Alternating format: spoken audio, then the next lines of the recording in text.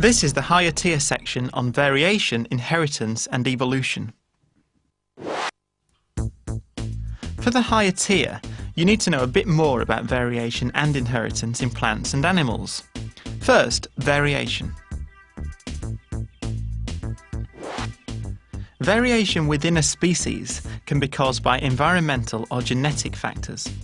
Environmental factors determine how an organism grows and develops, particularly in the case of asexual reproduction, which otherwise produces identical offspring. Genetic variation occurs through sexual reproduction because genes are inherited from different parents. Mutation is another cause of variation.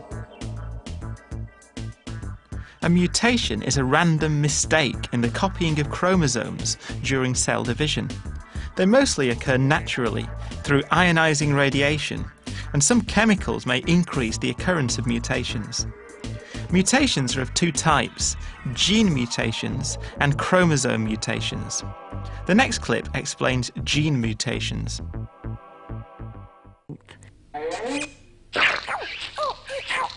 Some genes are stronger than others.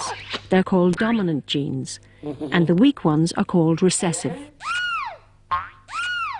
Dominant genes tend to hide the effect of recessive genes, sometimes hiding them completely. To complicate things further, very occasionally the genetic machinery makes a mistake.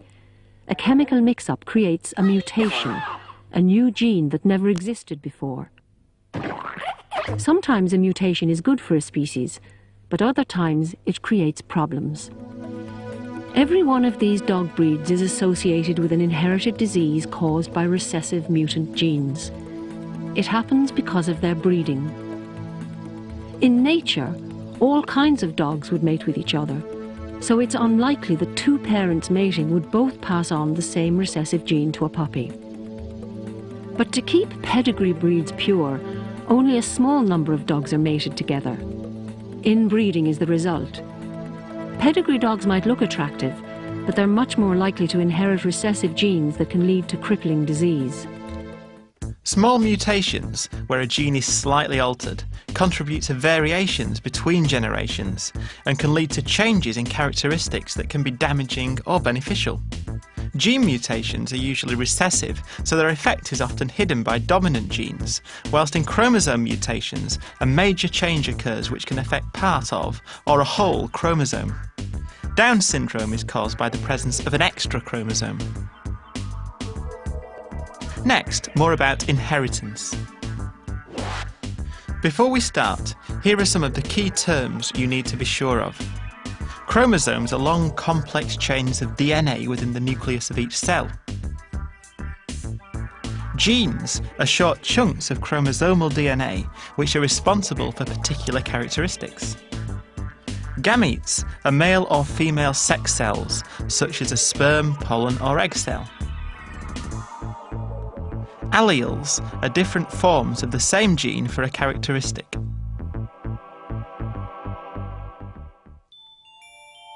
In the Foundation Biology programme, we saw how Gregor Mendel discovered that certain characteristics of pea plants were dominant and appeared more frequently in offspring, and that others were recessive and appeared less frequently. In the case of Mendel's peas, the pink flower characteristic is dominant, while the white flower characteristic is recessive. The dominant pigment characteristic, pink, is shown as a capital P, while that for a recessive pigment characteristic, white, is shown with a small p. Mendel started with pure pink flowers, with both alleles for flower pigment the same, capital P, capital P. A white flower plant must have two small p alleles for the recessive characteristic to show. The diagram shows that when these two varieties are crossed with each other, every possible combination of alleles in this first generation contains one capital P allele. Because capital P is dominant, all the offspring will produce pink flowers, even though they carry the recessive small p genes as well. They're known as first-generation hybrids. When two of these hybrids, both with the capital P small p genes, are crossed with each other, 3 of the 4 possible combinations still contain the dominant capital P allele. Only 1 in 4 offspring contains 2 recessive small p alleles, which means only that flower will come out white. Dominant and recessive characteristics always occur in this 3-to-1 ratio when hybrids are crossed.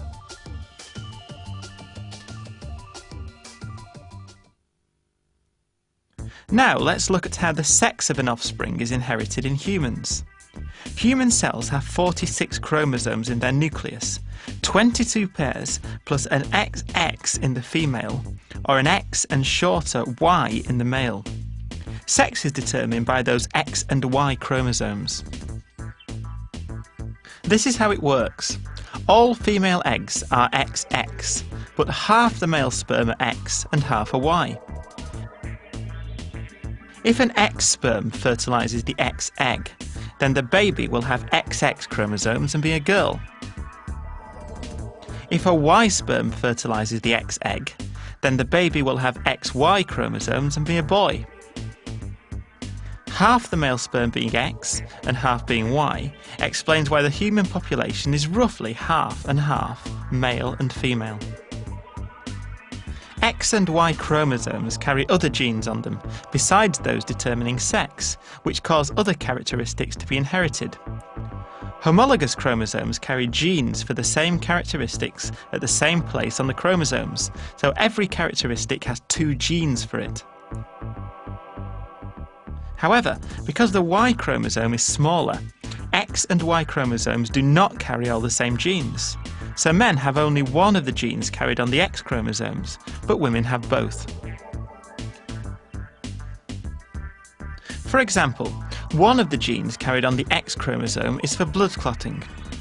The dominant gene, capital H, clots blood, while the recessive gene, small h, causes haemophilia.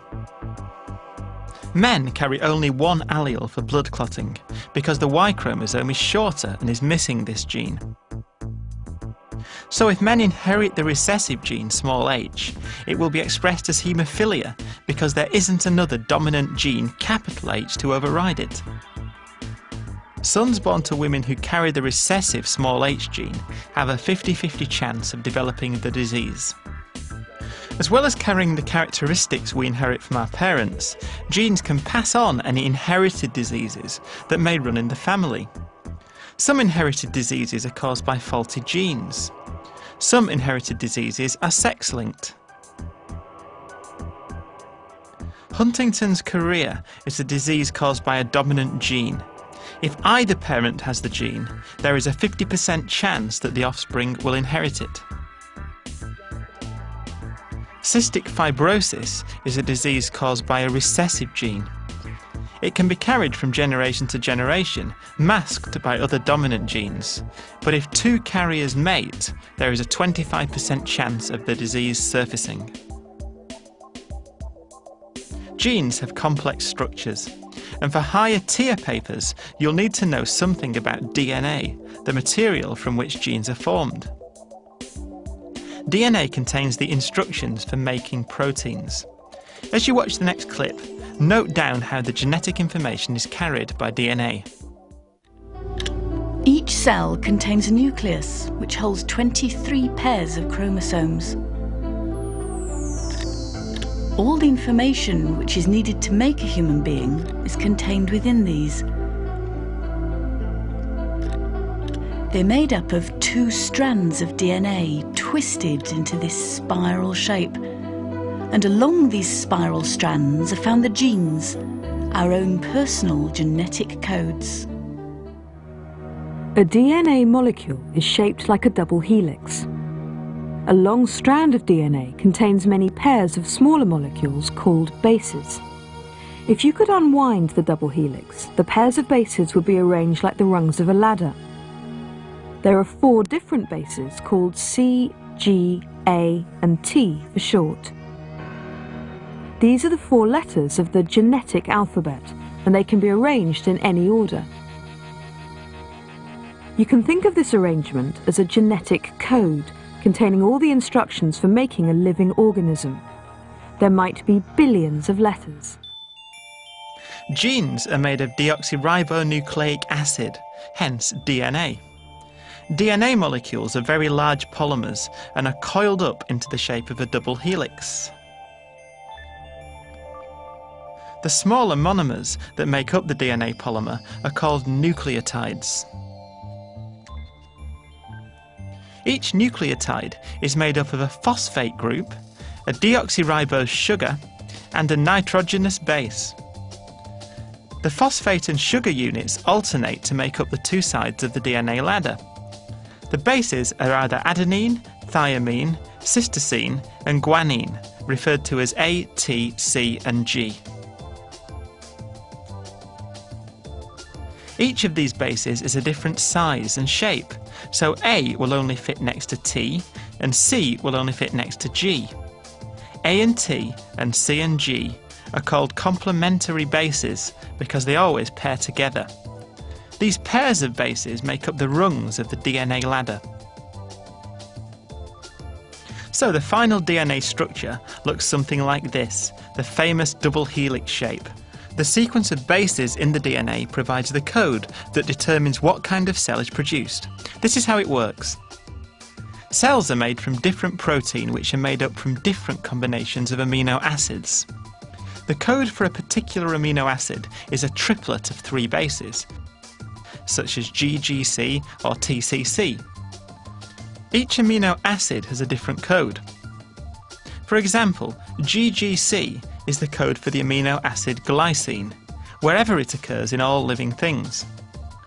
And AAT is the code for leucine, whether it's in humans, sunflowers, or bacteria. It's the sequence of triplets in the DNA that determines the sequence of amino acids in a protein. In recent years, there's been a massive leap forward in our understanding of genetics. Cloning is the process of making identical copies of an individual. Genetic engineering is artificially changing the genes in the DNA to create specific proteins and therefore specific characteristics. Both these techniques raise ethical issues. First, what are the advantages and disadvantages of cloning? Some advantages of cloning are that it creates duplicate animals or plants with advantageous characteristics, such as high yields. Some disadvantages of cloning are lack of hybrid vigour, because exact copies of organisms means any weakness remains unchanged. It's important to remember that, at the moment, even if it were possible, attempting to clone duplicate human beings is illegal. Next, what is genetic engineering? The next clip explains. In the same way that I can cut recording tape and then join it together to insert a particular piece of music I want, geneticists are developing ways of isolating a specific gene and inserting it into the genetic material of another organism. This is genetic engineering. Christine, what has this gorgeous chick in common with genetic engineering? Well, we're developing a way of putting new genes into chickens, genes that they wouldn't normally have. And in the future, it may be possible to put human genes into chickens. Why do you do this? Well, if we put a human gene into a chicken, it will make a human protein. And some human proteins can be used as drugs to treat illnesses. The new gene is injected into the minute dark patch on the yolk when the embryo is just a single cell. In the laboratory, they're able to do this long before the egg would normally have been laid. After the egg is injected, it's incubated. And if the experiment succeeds, then as the cells divide and the embryo grows, all the cells in the developing chick will contain the one new gene, as well as the thousands and thousands of other genes that make a chicken. We have a cockerel that does have the new gene, and we've used him to breed a whole flock of birds that all contain the new gene. Why is this useful to people? Well, if we have a flock of birds, the hens will hopefully lay down in their eggs human proteins that will be a cheap and convenient source of drugs to treat illnesses that haven't been able to be treated before. So, genetic engineering can create new characteristics helpful to humans, such as pest-resistant crops. On the other hand, people are concerned that we don't know what the long-term side effects might be of genetically modified organisms being at large in the world. Creating specific characteristics in animals and plants is not new. Selective breeding can happen naturally or artificially. For hundreds of years, humans have used selective breeding to change the characteristics of animals and plants over several generations. In the natural world, only the fittest individuals survive to go on to breed. It's nature's way of ensuring that only the genes and characteristics of these fittest individuals get passed to the next generation. Artificial selection deliberately selects particular characteristics for breeding for other reasons, such as agriculture, food production, or economic gain.